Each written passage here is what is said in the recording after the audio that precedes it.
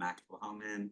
I'm now a sixth-year candidate in sociocultural anthropology, and I'll be returning next year to my fourth year of medical school before applying into residency in family medicine. And I'm very grateful for the organizers of the symposium today, but especially for the speakers today. There's so much resonance between our work, especially with Jack and Daniel's work. I was really anxious about how I was going to fit in all the parts of my research that can't fit in 20 minutes. And just so grateful for some of the conversation that's already been happening around home and transitional living, because that's very core to my dissertation, which I had to leave out today. So what I'll be sharing is kind of on the other end for many of the folks that we talked about with Daniel and Jack, folks who end up in these long-term care facilities. And this is drawn from my ethnographic research that I've been conducting for my PhD. And I'm happy to share more about the work and other aspects of my finding in the discussion afterwards. There's time. In early 2020, just weeks before the COVID pandemic would reach the United States, California Governor Gavin Newsom embarked on a homelessness tour across his state. A rundown board and care facility in South Los Angeles served as the unlikely backdrop for his press conference in LA, the biggest city in his state with nearly 45% of California's homeless population. After taking photos, talking with residents and staff inside, Newsom spoke to an assembled crew of newscasters on the back patio to announce that $250 million would soon be set aside to address the state's homelessness crisis, with another $750 million in the following year's budget. Then, turning away from the cameras to look directly at the facility owner, Newsom stated that this unprecedented amount of support needed to go, quote, specifically to the kinds of things you're doing here. He was highlighting what he saw as their importance for tackling homelessness and promised that he would work to save board and cares from the brink of closure and encourage new ones to open. As a longtime advocate of board and cares later confirmed for me, Newsom's visit was historic. Until recently, most politicians had no idea what a board and care was, and those who were familiar most often had negative associations.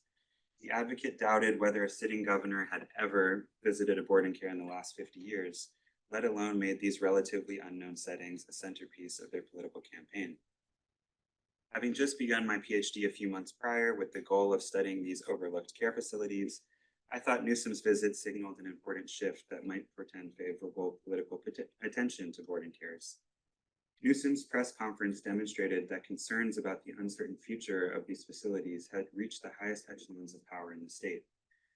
Further, his promise to infuse massive amounts of public money into the system indicated that in the eyes of the state, board and cares had come to be seen as a critical resource for caring for people with mental illnesses who would otherwise be homeless.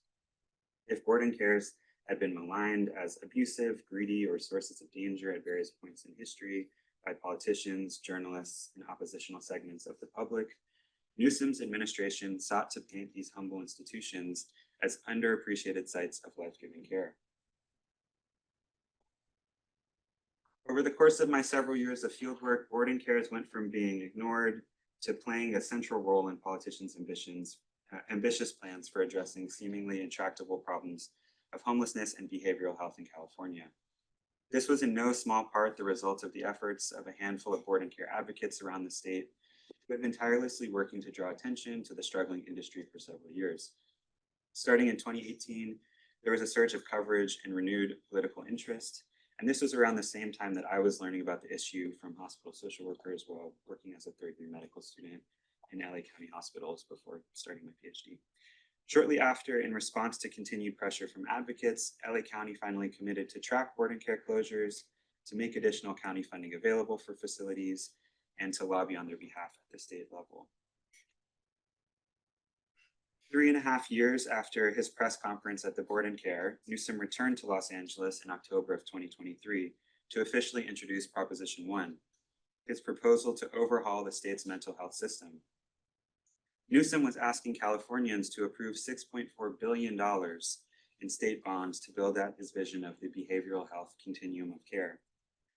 Speaking this time from behind a podium at the decommissioned historic LA General Hospital, with a large sign reading "Treatment, Not Tense," Newsom promised voters that this proposal was part of a paradigm shift that would include transforming surplus state capacities like the abandoned hospital into state-of-the-art residential treatment facilities. Newsom explained, quote, "RAND put out a survey, a deep dive analysis of what is needed in the state of California in terms of infrastructure beds, board and care, community-based, 6,000 or so units short. That gave us the ability to say 6,000, that's it. It feels like 600,000. That became the process to which we developed and sized the bonds to 6.38 billion, which is the equivalent now of over 11,000 new units and beds. We're going big." In March of 2024, voters would narrowly approve the measure with a razor-thin margin of less than 0.5%. Thus far, it's unclear how much of that money will actually make it to board and cares as opposed to building more locked treatment facilities. And so far, it seems like the complicated award process means that only a handful of facilities will actually receive funding, and there's not nearly enough to lift up the industry as a whole. Although there's this suddenly renewed interest and support for board and cares after years of underfunding and neglect, there remains little known about them, especially from the perspective of those who live and work within them. Perhaps more importantly, conversations about board and cares remain narrow and siloed rather than situated in a wider lens or a longer history. So Newsom is drawing on what I call the crisis of closure narrative put forth by advocates, which goes something like this. First, that facilities are closing rapidly. Second, that this is a bad thing because board and cares are a critical resource for housing people with mental illnesses. Third, that this is the result of underfunding. And fourth, that this can thus be prevented with more funding. Now, this needs a lot of unpacking. First of all, although on the ground it seems to be the case that facilities are closing, it's difficult to demonstrate given poor data. And now that there are efforts to track closures, we can have a little bit of a better sense, but they're not tracking openings, so we don't actually know what's happening. Secondly, this is primarily considered a bad thing because there's assumed to already be a shortage of beds relative to need, as mentioned by the RAND survey, but not because sudden closures completely upend residents' lives and can have devastating effects, including deteriorating health or even deaths. More importantly, this doesn't get into whether people actually need to be in these sorts of settings or might be better off or prefer to be in another setting. Part of this is about marketing board and cares as a compassionate alternative to locking people up or leaving them languishing in the streets, and framing them as critical resource for housing people with mental illness, even though this is not what board and care operators think of themselves as doing or want to be doing. I'll talk a little bit more about the funding component, but while it is certainly true that the rates that facilities are paid are well below the actual cost of operation, there is much evidence that the drivers of closure are actually multifactorial. For example, many operators are aging out of the industry or burning out. There's an extremely high cost of entry into the market, and perhaps most importantly is the hot real estate market, which means that the ground underneath facilities is often worth significantly more than the businesses themselves. And many of these other factors get quickly sidestepped to make the argument that more funding is urgently needed to save facilities. But it remains unclear whether more funding would necessarily keep the industry afloat, let alone whether it would improve quality of care in facilities. Making the industry profitable enough to encourage new openings would likely require magnitudes more funding than has been offered, along with other incentives.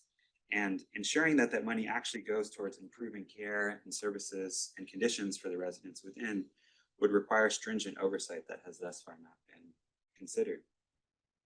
Perhaps most importantly, again, resident and staff voices are largely absent from this conversation, and the focus is solely on keeping the doors open. The discussion sidesteps the nuances of the actual experiences of the people within. So against this crisis of closure framing that has taken hold, what I hope to leave you with today is a sense that this is not a sudden crisis that has emerged out of nowhere, but is instead the result of the state's slow abandonment of facilities and the residents living within them over the course of decades, which has left residents feeling increasingly trapped within worsening conditions, and which can't be easily or magically corrected by finally throwing money at the problem. I also want to suggest that we should consider board and cares and the problems that facilities and their residents face today within the long arc of what Elizabeth Punzi and Lisa Steele have called the unfinished project of deinstitutionalization. By situating the experiences of board and care residents in this longer history, It helps move us beyond trying to save board and cares as individual entities or as an institutional form, and instead refocus on broader struggles over the right to housing, universal supportive services, as well as the cultural and political economic shifts that are necessary for people with disabilities to live full and meaningful lives as valued members of society. So to situate board and cares, we have to go back in history a bit to their contemporary emergence.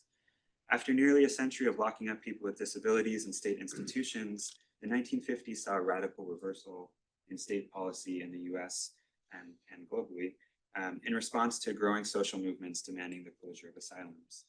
This moment saw the convergence of many currents: post-World War II freedom movements around the globe, exposés about the horrific conditions in asylums which sparked public outcry, breakthroughs in medications that led doctors to believe that people with mental illness could be managed or even cured outside of hospitals, as well as right-wing conservative politicians who saw an opportunity to carry out their goal of dismantling and privatizing the welfare state. As a result of this bizarre convergence of political interests, there was sufficient pressure to begin rapidly emptying state hospitals, but not enough consensus for robustly funding the forms of community-based care that the progressive wing of the deinstitutionalization movement had advocated for. Unfortunately, I don't have more time to cover this important history, and I know there's lots of other experts on this in this room, but here's some useful references that I'm drawing on here. Early in the deinstitutionalization process, board and cares emerged to care for people being released from state hospitals who were determined to be unable to live independently because of their disabilities, but could not be taken in by family. Scholar Jennifer Nazareno has called these private enterprises welfare state replacements, given the way that they were intended to directly take up much of the work provided in state hospitals in these new settings. And these board and cares offered shelter and non-medical care services, including 3 hot meals a day plus snacks, housekeeping services, medication management, limited care coordination, and this is what boarding cares today still offer. Though private for-profit businesses, they are paid for these services by the government through resident Social Security checks. And importantly to conservatives, the appeal of these boarding cares was not only that care was being provided in home-like settings rather than in large public institutions, but rather that this community-based care was supposed to be significantly less expensive and save taxpayer dollars. Importantly, as we know, deinstitutionalization didn't result in the complete abolition of involuntary treatment settings, but rather a rebalancing of what is called in the field the continuum of care and a shift to so-called community-based care in the least restrictive setting. So it doesn't do away with locked settings, but promises to allow for treatment in less restrictive settings when it's deemed possible. On this spectrum of care, the left represents higher levels of care, such as hospitals or skilled nursing facilities, for those who are determined to need closer attention or more specialized interventions, whereas the right represents the lower levels of care for people who are deemed to be more capable of independence. So this would include things like in-home supportive services or permanent supportive housing, which are currently facing drastic cuts at the state and federal levels. Board and cares fall in the middle of the spectrum, offering an unlocked but structured and supervised living environment to keep people stably housed and medicated. Board and cares are imagined as a critical link in the continuum of care that can keep people out of expensive locked settings, which have been considered politically unpopular for some time, while also ideally keeping people off the streets and adhering to prescribed treatment regimens. And of course, this is all in the eyes of policymakers who support this. So with the little time I have left, I want to make the case drawing from my ethnographic work in facilities for what I'm calling slow abandonment, drawing together Rob Nixon's notion of slow violence to describe the kinds of unspectacular forms of structural violence that often remain imperceptible, along with Ruth Gilmore's theorization of neoliberalism as characterized by the organized abandonment of the public through the gutting of social welfare functions of the state and its replacement with organized violence in the form of policing, prisons, and other mechanisms. Because of austerity politics, owners are tasked with the impossible work of translating $1,400 a month into full-time care and support for residents. And they're very upfront about how insufficient $47 a day is for meeting the demands of state licensing requirements, let alone for caring for residents in the ways that they believe are adequate or dignified. Some boarding care advocates have pointed out that you can't even board a dog in Los Angeles for less than $50 a night. And owners say that they need over $100 per day to properly do their job. So this results in poor and worsening conditions for those living within facilities, especially as cost of living goes up over the years with limited adjustment to the rates at the federal level. And one of the first things to go in facilities is often activities and programming, as these are seen as extra or secondary to more essential services like housekeeping, putting food on the table, or physical plant maintenance. So in many facilities, activities means just having the television on, or perhaps having random books out for people to read, or maybe some games in a rec room. Technically, they're required by state licensing to have an activities director putting on programming, but at the beginning of COVID, many facilities cut their activities directors and never fully restored them. As a result, many residents spend the majority of their time inside, with some rarely leaving their rooms, let alone the facility. Their daily patterns are structured by the institutional cycles of the facility: meal and snack times, room service, medication and money distribution, visits from healthcare workers. Yet outside of such events, residents are largely left on their own, with most passing their idle time smoking, snacking, watching television, or just sitting around. So one of the paradoxes in these facilities is that some residents actually experience some certain level of freedom amidst this generalized abandonment, in that so long as they're not disruptive and follow the rules, they're largely left to themselves, and there are very few demands that are placed on them and fairly limited surveillance. But at the same time, their lives are highly circumscribed as the result of lack of resources and support. One owner explained to me justifying cutbacks on activities, quote, "It would be really great to do some nice things outside of this place, but I really can't. If I took 6 residents to the beach, that's $300, I don't know. Or I could leave them here, which is what we do. Feed them, try to keep them as busy as we can, walk them, try to do a little hygiene group. Other than that, that's really it." So the end product, as we see, is custodial care once again in a new setting. There's extremely limited services, almost no activity, and very little therapeutic value in spaces other than we'll have long-term shelter, which obviously is very important. And facilities have very little ability to help people recover, graduate, or return to life outside of facilities, as was originally imagined to be the purpose of boarding cares. Their primary purpose, once again, is to keep people stably medicated or housed. The same owner told me he could no longer afford bologna and couldn't justify buying chicken at $3 a pound when ground turkey is only 69 cents. So these are business frustrations or moral and ethical quandaries for the owners, but residents are the ones who suffer. Residents complain about worsening quality of food, which most call slop and find very unappetizing, but they don't have access to a kitchen to cook for themselves. So they're forced to either accept what is given to them or save up the $6 a day of personal and incidental money that they receive, buy food for their own elsewhere. And this becomes increasingly difficult as they have to ration their money for other personal items like cigarettes or soap or clothes at the dollar store. And as cost of living goes up and cheap retail around closes, that becomes much more difficult.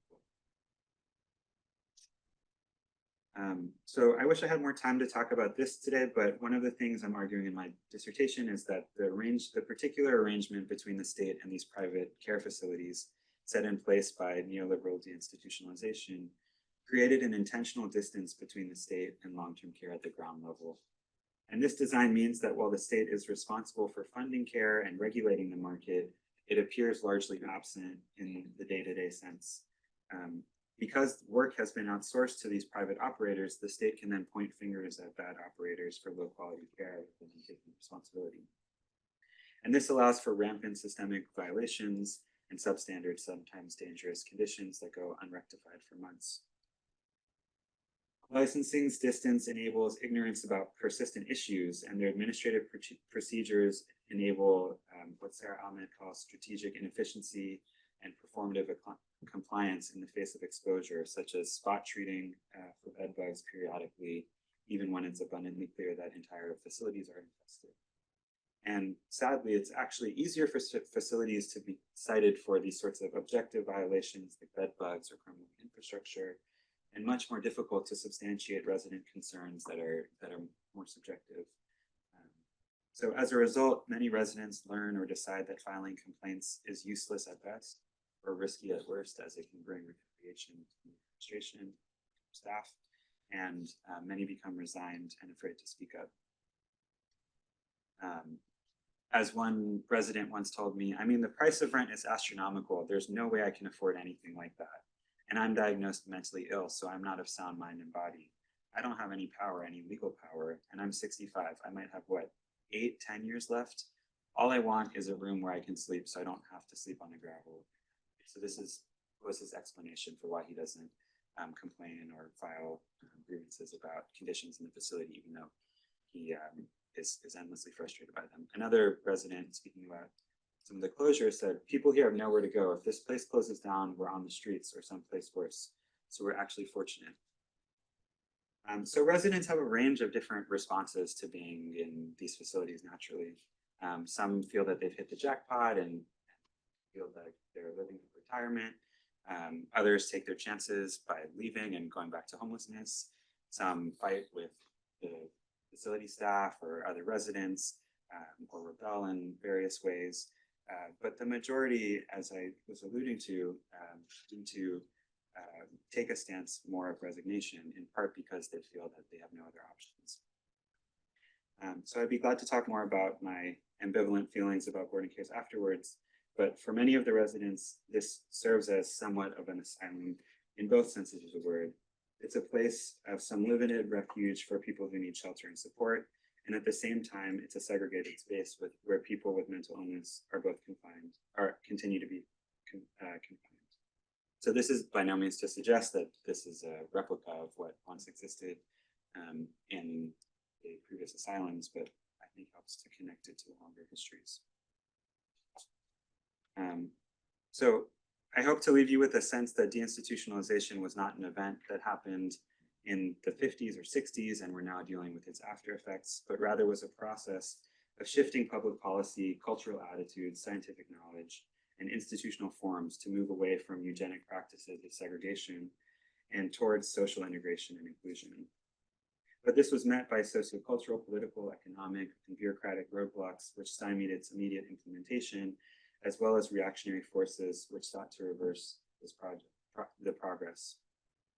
People with disabilities continue to face stigma, marginalization, and criminalization. Today, we see both renewed calls for institutionalization in the form of literal calls to bring back the asylum, as well as perhaps more worryingly, mainstreaming of statements, including by Democrats like Governor Newsom, that deinstitutionalization was a failure without explaining why or how this might be. This can lead to people thinking that it shouldn't have happened, rather than that it wasn't completed, was sabotaged, or was done in a way that was not meant to succeed. We also see this again from Democratic politicians who are working to roll back hard-won civil liberties and expand court-mandated treatment or involuntary treatment programs in housing. So my suggestion is that the crisis of closure narrative not only doesn't challenge those, but actually reinforces those narratives. And by contrast, attention to the long arc of slow abandonment helps us understand that this crisis isn't new, but is instead structural and must be addressed as such. So rather than asking the question of whether or how to save boarding cares from closure, I'd like to suggest that we need to instead think about what it would take to finally accomplish the goals of deinstitutionalization, to fight to make sure that everyone has the supports they need to live where and how they want to, that they have community of their choosing and are able to spend their time doing the things that feel meaningful and fulfilling, that they have dignity and self-determination over their care and their home, wherever that may be. Thank you.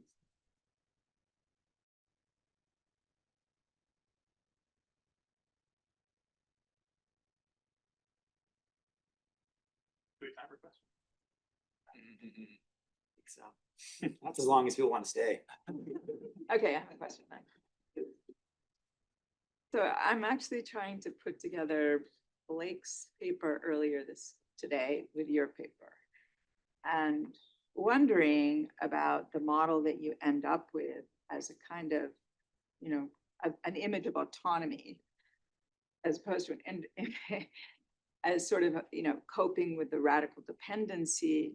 So these are two challenges, and I understand that they're part of the contradictory nature of human beings and also of our aspirations. But I just wonder if you could reflect, or maybe we can open it up for a broader discussion about some of those dynamics that put us in difficult positions for action and even such material things as what do we build? Yeah, I mean, I think that's a great question that I certainly don't have the answers to, but feels like it was a theme kind of running throughout the day. And so I would love other people insights around this. But I think what I'm maybe not arguing, I'm not arguing that people need autonomy in the sense of like we just leave everyone. Just I think what Blake was commenting, the abandonment framework. And I do believe that there is a certain form of radical interdependence that is part of what I am suggesting could be an alternative to the current forms. So, yeah, I mean, I guess I'm struggling to like sum up all of It's too big a question. Yeah, it's a big question. I think Yeah, go I ahead. think it's a great question. I mean, it does, I was having the same thoughts. Curious the mission too. You know, Go ahead. your comment also, and made me think of, and then this last quote also made Yeah. me think of, I bet, the difference between freedom from and freedom to, that this is historian Timothy Snyder, the guy who just fled Yale, Yeah. from Toronto. Right, he's been writing about this idea like freedom from and freedom to. Yeah. And so you were talking about, right, what gets centered in AOT is freedom from, right? And we think that's there's this, right, what Snyder argues is these two ways of framing freedom. One is a freedom equals being free of restraints. And that's a very contemporary American form, very neoliberal, very Republican form, right? Where the idea is we chop everything down and then we're free. And he writes how that's actually fascism, right? Because freedom, that kind of freedom leads to literal death. Like what happens when, how do you raise people to be free? How do you make people truly free? You educate them, right? You teach them, you train them, right? You empower them with capabilities, right? So Kim Hopper, right, has this great paper, like 2007, and like Social Science Medicine, about a capabilities model of recovery, where recovery is people are recovered when they're capable of living lives in the environments they're actually inhabit, right? So you actually, that doesn't mean you sort of pull back and just let them find their way. So if they're sleep, right? It means you actually have to put work into feeding them, clothing them, educating them, giving them, creating forms of dependence, right? And plugging them into something, and that's what I think Ruth Gilmore is talking about too. Yeah. Right? Is what do we do? What do we build? We start with what we have in front of us, right? And you start building by focusing on people's capabilities. Yeah, and that's what Kim Hopper is. It's a brilliant paper, wrote about. But I think it's this idea of real freedom is building dependency, right? And building infrastructure and building connections. And those forms of dependency are what allow us to survive and thrive, right? Yeah.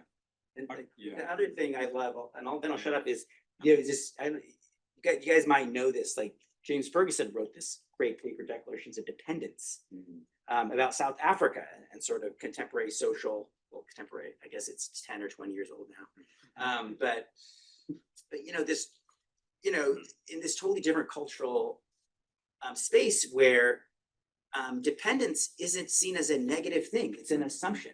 Of course we're dependent on each other. How can we be otherwise? We're nothing. That's how families operate. Yeah, we're nothing without each other. So he sort of brilliantly just flips this idea of the autonomous individual on its head. And the paper is called Declarations of Dependence. And this way that in African society is all built around dependency and that understanding and negotiating our dependencies. And so I think the solution is sort of leaning into that and acknowledging that. I love that quote you shared, 1984. Yeah. Just, have to just change our assumptions that people are gonna be independent ever. You know, just get rid of that idea. question I have is how do you, and this gets back, we were talking about kinship, is how do you do that outside of kinship? It's just the blood connection. I think people will mention friend groups, and you have that sometimes where someone will really step in on someone else's behalf they're not related to. But blood connections, man, people will do so much for a family member. And you see it time and time again where it's like eventually when that connection is lost due to whatever it be, death of a family member, an act that a family member can't look beyond, that's when you really start to see somebody go downhill. And and these boarding cares are an attempt in some ways to create kind of an artificial kinship. We just don't do that well as a society. And I don't know. I don't have an answer to that, right? Something has to exist. We have to figure something That's out. the social contract, right? And I think kinship is a good frame because Yeah. rather than it just being something that's, inherent blood relation, it's something that you can work to generate between people. I hope so. I don't know. I mean, I don't know. That's my institutional, question. like the history of institutionalization is people putting their aunt into prison, right? Almost all people institutionalized were institutionalized by a family member who initiated it, or someone who said, "My wife doesn't like me anymore. They must be crazy." And that was the history of institutionalization when it was built, and then dismantling that meant also addressing parts of kinship. And then also like the history of sort of queer housing justice is about building kinship not by blood. So that there is an existing framework. Also critically, there are other countries in the world which have ideas. Yeah, I just wanted to continue with that. It seems like we don't, on some level, need to even worry about any of this because every single country with a comparable level of infrastructure and wealth to us has already solved all these problems. And it's not like it's a mystery. It's clear that the free market can't house people. And then it's clear that the predatory structures of subcontracting are predatory structures that, create the monster of UCLA not serving anyone who isn't wealthy with extraordinarily expensive, insurance. Yet it's a public institution, that pretends to be nonprofit, but is organized as a private corporation. So it's interesting. And it's part of our sort of mea culpa is that we get so seduced by Los Angeles that all of us become so excessively Los Angeles focused. But your project is really fantastic and it's at the crux of the difference. And I just wonder, concretely, the mystery of the East Coast having, the Skid Row hotels of what is it called? Single room. Yeah, single room occupancy that are just so universal in the older industrial model. Yeah.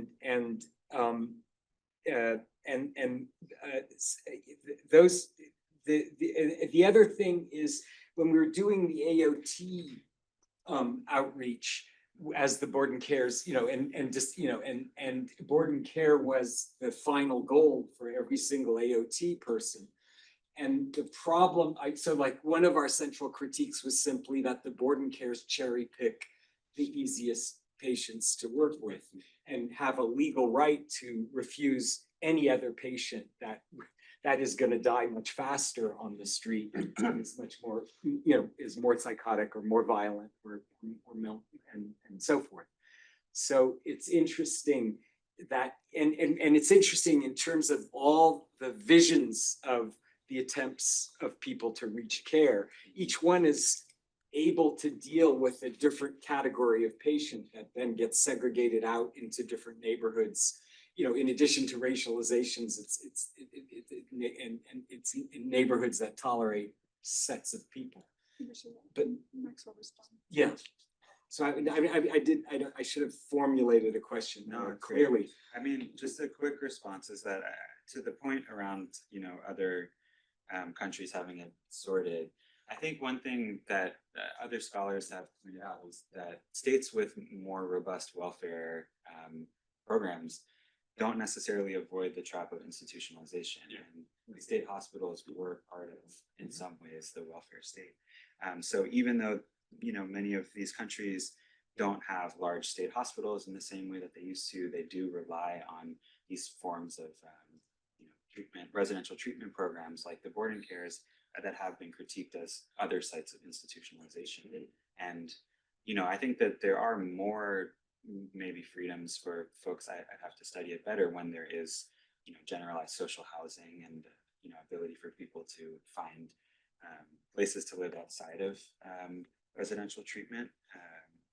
But I just think that that's an important caveat, that having a robust welfare state doesn't necessarily or doesn't inherently avoid the traps of institutionalization. It requires a particular social, cultural orientation towards the forms of housing and the forms of and self-determination at the core.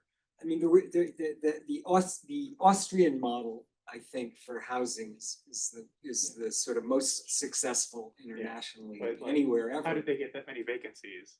Well, yeah, but how do you get a full hegemonic support for absolutely Nationalized Airbnb. absolutely Well, that's- illegalizing private ownership of houses and making it something that even the wealthy want, because it's so nice to have well-kept housing that and so forth. I mean, I mean, they're in some sense, I don't know. I see Will has a question. I just want to Yeah, I'll say.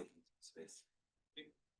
Amazing talk. I love seeing all like the resonances among the presentations that were given today. I think it speaks like to the type of person that's attracted to this kind of work, and then how people are affected also by their clinical experiences, seeing the vulnerabilities that their patients face, and then directing their work towards that. And I just think it's really, really cool. I wanted to go back to the slide that you presented that was the continuum of like with the least restrictive environment. And just ask for your thoughts on it. So again, it's not a particularly well formulated question, but I think, in psych residency so far, we see in the emergency department and on the inpatient units, a lot of people that were previously living in board and cares, and it kind of becomes, there is an element of like, yes, acute stabilization to get someone to a place where they can be, in a less restrictive environment. And we repeat that logic constantly in our documentation, saying like, oh, this person cannot be managed at the lower level of care at this time, et cetera. But there are also a lot of negotiations that happen like in the psych emergency department at Harbor about like getting people back to board and cares when, I don't know, I think it's just interesting thinking about this continuum and the gaps between, there is sometimes overlap where someone might really be appropriate for both. There's oftentimes this like discontinuity where people are kind of appropriate for neither, like an inpatient psychiatric hospitalization isn't necessarily going to serve someone, but at the same time, their board and care isn't comfortable with having them back.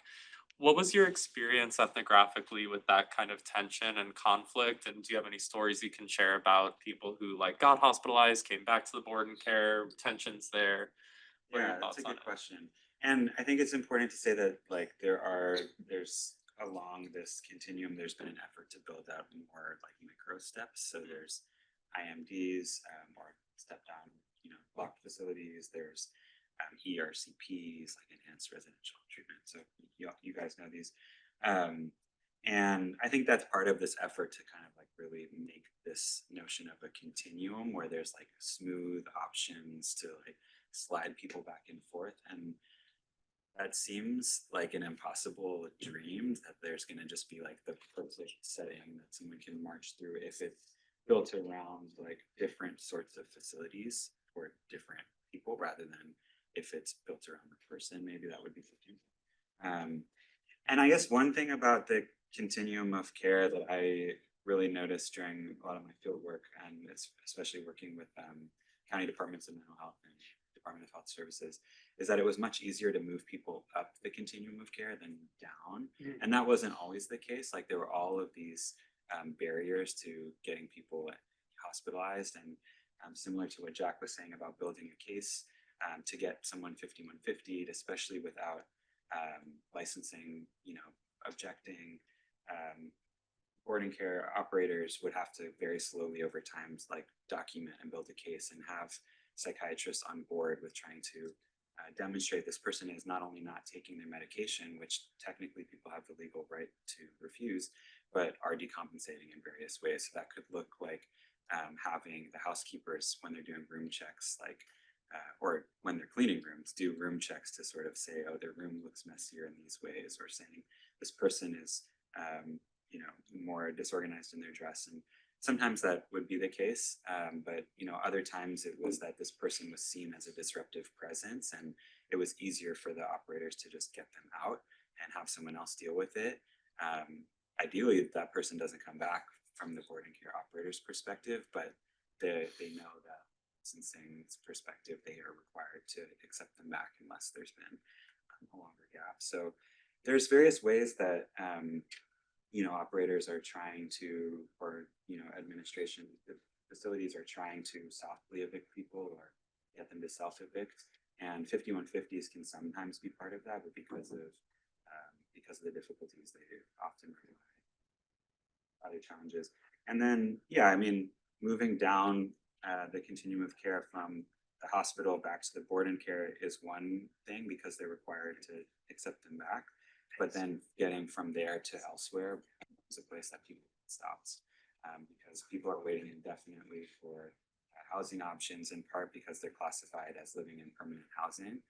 Board and cares are considered like a home by HUD standards, so you drop to the bottom of priority lists. And so folks who, you know, might be considered by both psychiatrists and the board and care as being appropriate for living independently, maybe without HSS or just on their own, have no ability to exit. But in a way that those are the clients that the producers would much prefer to hold on to because they're easy, because they require at least a amount of work. So there's like a different kind of tension here. Other settings where they're not trying to empty beds, here they're really trying to hold the good clients and push out the ones that they don't want. And I think we should probably. So yeah,